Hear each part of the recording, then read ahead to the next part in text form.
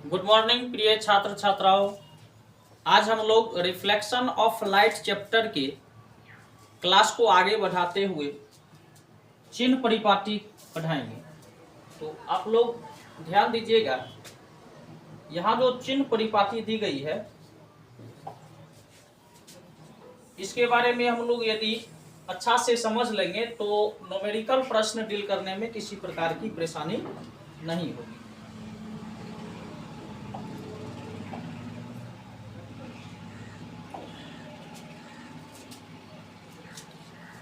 आइए यहां से हम लोग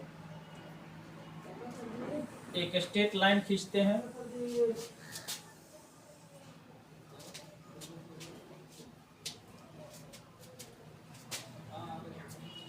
और ऊपर से नीचे की तरफ एक स्ट्रेट लाइन खींचेंगे।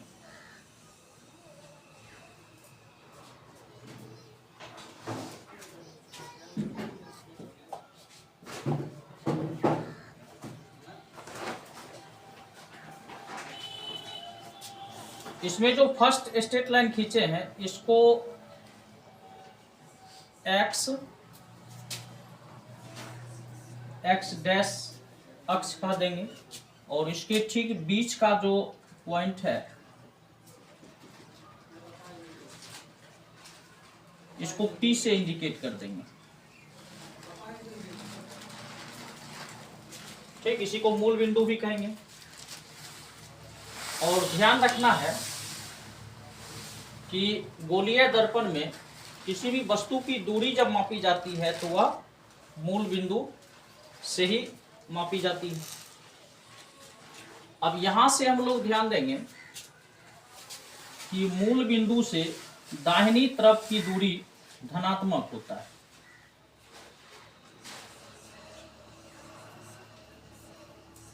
मूल बिंदु से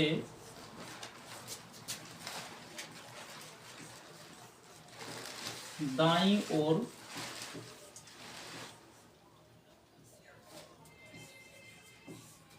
की दूरी या वस्तु की दूरी प्लस साइन दे देते हैं, इसको धनात्मक आप लोग समझिए, धनात्मक होता है।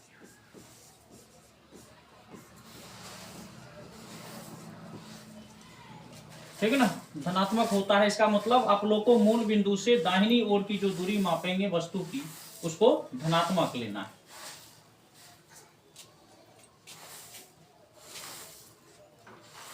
और मूल बिंदु से बाईं ओर की दूरी को ऋणात्मक लेना है।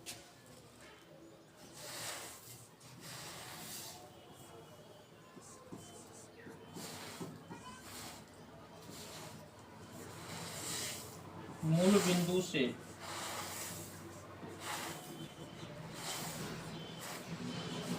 बाईं ओर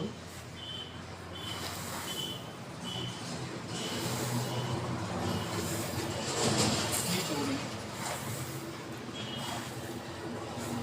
ऋणात्मक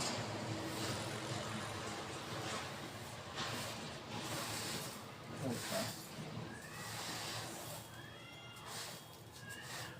अब यहां से ध्यान दीजिएगा कि मुख्य अक्ष से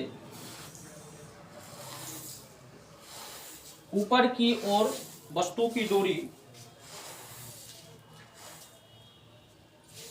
मुख्य अक्ष से ऊपर की ओर की दूरी को हम लोग धनात्मक लेंगे।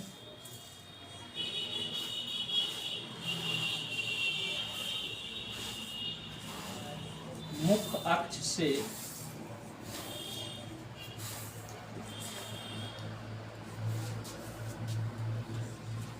ऊपर की ओर की दूरी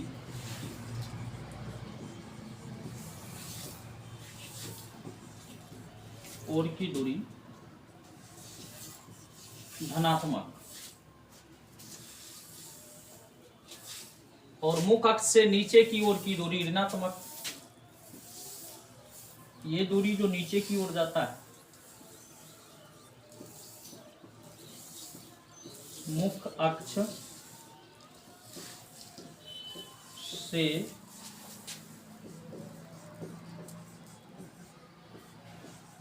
नीचे की ओर की दूरी ऋणात्मक लेना। अब इसको हम लोग ध्यान देंगे कि किसी भी गोलीय दर्पण में जो मूल बिंदु होता है उससे यदि दाईं तरफ चलेंगे तो उसकी दूरी धनात्मक, बाईं तरफ चलेंगे तो इसकी दूरी ऋणात्मक। जब हम लोग मुख्य अक्ष से ऊपर की ओर चलेंगे तो ये धनात्मक हो जाएगा और मुख्य अक्ष से नीचे की ओर चलेंगे तो ऋणात्मक होगा। इसको ध्यान में रखना है।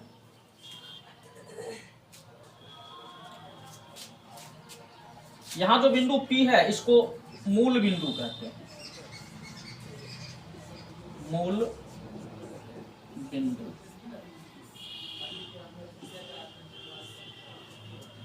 मूल बिंदु कहते हैं। आइए आगे देखते हैं इसी के बारे में। अब यहां से पॉइंट फर्स्ट ध्यान रखना है चिन्ह परिपाटी में कि दर्पण से मुख्य अक्ष के निर्देशांक x x डैश अक्ष माना जाता है। x x डैश अक्ष माना जाता है। इसका दूसरा पॉइंट ध्यान रखना है कि सभी दूरियां गोलीय दर्पण के ध्रुव से मापी जाती है। तीसरा पॉइंट ध्यान रखेंगे कि आपतित प्रकाश की किरण दिशा में मापी दूरी धनात्मक तथा इसके विपरीत दिशा में मापी गई दूरी ऋणात्मक होता है। आप लोग को ध्यान रखना है कि दर्पण में जो आपतित प्रकाश की दिशा होती है तो जब आते रहेगी तो उस समय की दूरी धनात्मक होगा, और जब परावर्तन के बाद जब वह वापस जाता है यानी इसके विपरीत, आपतित के विपरीत दिशा में जब वापस जाते रहता है तब उसकी दूरी को हम लोग क्या करेंगे, ऋणात्मक मापेंगे। चौथा पॉइंट इसका है कि मूल अक्ष से ऊपर की दूरी धनात्मक, ये जैसा कि अभी फिगर में बताए थे कि मुख्य अक्ष से ऊपर की दूरी, मुख्य अक्ष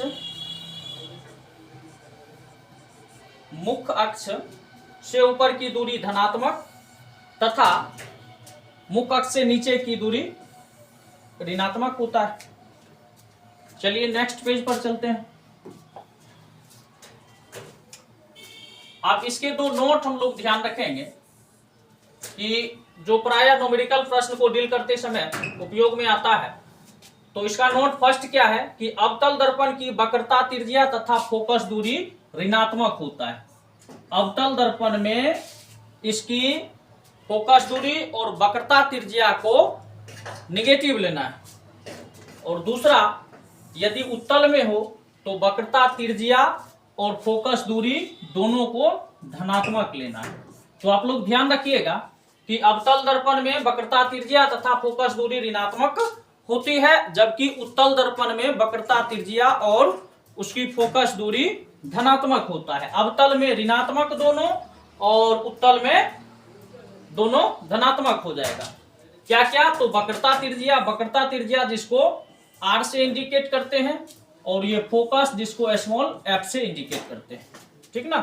तो ध्यान रखना है कि उत्तल दर्पण में जब वक्रता, त्रिज्या कहे तो पॉजिटिव लेना है, उत्तल दर्पण में जब फोकस दूरी कहे तो भी पॉजिटिव लेना है, अवतल दर्पण में यदि वक्रता, त्रिज्या कहे तो नेगेटिव लेना है, अवतल दर्पण में फोकस दूरी कहे तो नेगेटिव लेना है। अब हम लोग पढ़ेंगे दर्पण सूत्र।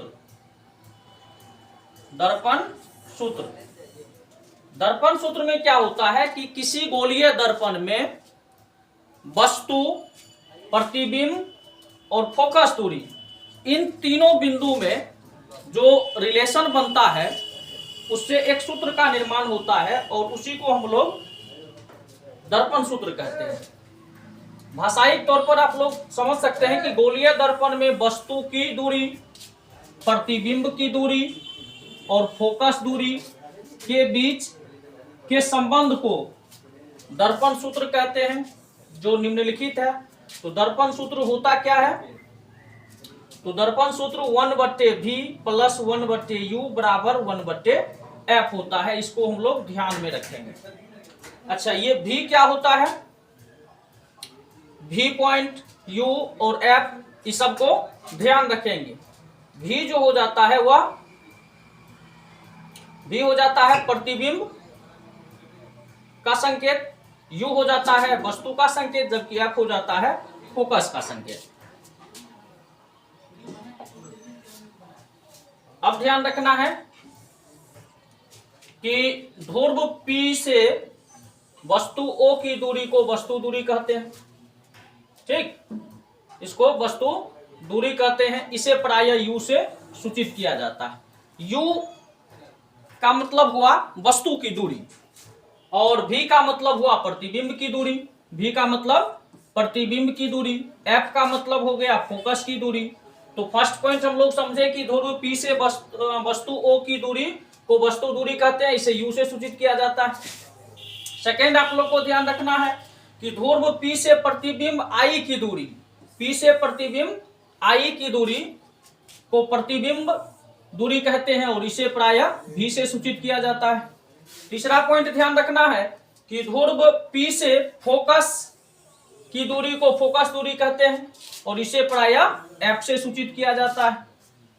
और चौथा पॉइंट है कि ध्रुव P से दर्पण की वक्रता केंद्र C की दूरी को वक्रता त्रिज्या कहते हैं, इसे प्रायः कैपिटल R से सूचित किया जाता है। इन सभी बातों को ध्यान रखना है ताकि न्यूमेरिकल किसी भी प्रकार का प्रश्न हो, इसको हम लोग समझे रहेंगे तो उसको आसानी से डील कर सकते हैं। इससे पहले वाली बात दो ध्यान रखना है कि अवतल दर्पण में वक्रता त्रिज्या और फोकस दूरी जो होता है वह ऋणात्मक होता है, जबकि उत्तल दर्पण में वक्रता त्रिज्या और फोकस दूरी धनात्मक होता है। ये सब क्वेश्चन बार बार हम लोग को प्रॉब्लम में डाल देता है जब न्यूमेरिकल डील करते हैं। अब एक लास्ट पॉइंट हम लोग पढ़ेंगे, आवर्धन। तो इसमें आवर्धन में क्या होता है, प्रतिबिंब के ऊंचाई और वस्तु के ऊंचाई के अनुपात को ही हम लोग क्या कहते हैं, आवर्धन कहते हैं। ध्यान रखेंगे, प्रतिबिंब के ऊंचाई और वस्तु के ऊंचाई के अनुपात को आवर्धन कहते हैं। इसे स्मॉल m से सूचित किया जाता है। इसे ध्यान रखेंगे, इसे स्मॉल m से सूचित किया जाता है और आवर्धन बराबर -v/u होता है। आवर्धन बराबर -v/u होता है, इसे हम लोग ध्यान रखेंगे।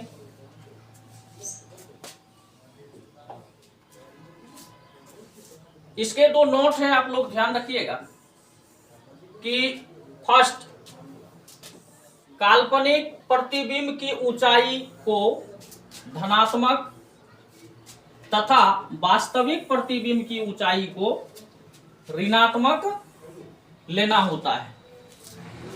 किस चीज में, तो जब हम लोग आवर्धन पढ़ते हैं तो आवर्धन में ध्यान रखना है कि काल्पनिक प्रतिबिंब की जो ऊंचाई होता है उसे धनात्मक लेंगे तथा वास्तविक प्रतिबिंब की जो ऊंचाई होता है उसे ऋणात्मक लेना है। इसका दूसरा नोट्स है कि m का मान ऋणात्मक हो तो प्रतिबिंब उल्टा बनता है, यदि m का मान ऋणात्मक हो तो प्रतिबिंब उल्टा बनता है, तथा m का मान धनात्मक हो तो प्रतिबिंब काल्पनिक बनता है। m कहे तो m का मतलब हम लोग समझ जाएंगे, आवर्धन की बात कर रहा है। किसकी बात कर रहा है, आवर्धन की बात कर रहा है। तो इसी पॉइंट के साथ आज का लेक्चर समाप्त होता है। साथियों, आज हम लोग रिफ्लेक्शन ऑफ लाइट चैप्टर के लगभग सभी पॉइंट को कवर कर लिए हैं। यहाँ से हमारा चैप्टर समाप्त हो जाता है। इसके बाद अब आप लोग को जो ऑब्जेक्टिव प्रश्न होता है, वेरी VBI, जो प्राय एग्जाम में पूछा जाता है, एक तरह से प्रीवियस ईयर्स कर दीजिए। तो जितने भी प्रीवियस ईयर क्वेश्चन ऑब्जेक्टिव होता है उसको हम लोग करवा देंगे और उसके बाद कुछ न्यूमेरिकल प्रश्न करवा देंगे। तो इस तरह से ये चैप्टर पूरा कवर हो जाता है। आप लोग को यदि क्लास पसंद आए तो लाइक, शेयर और सब्सक्राइब अवश्य करें और अच्छा साथियों के बीच इस चीज़ की चर्चा करें कि MS लोनिका टीचिंग इंस्टीट्यूट में एकेडमिक पढ़ाई होता है, जहां क्लास 9 से 12 तक सभी विषय की तैयारी की जाती है। सभी विषय के अलग अलग एक्सपर्ट टीचर द्वारा तैयारी करवाई जाती है। अतः आप लोग अच्छे दोस्त के बीच इन बातों को शेयर करें और उसे बोलें कि क्लास को देखें। तब तक के लिए थैंक्स।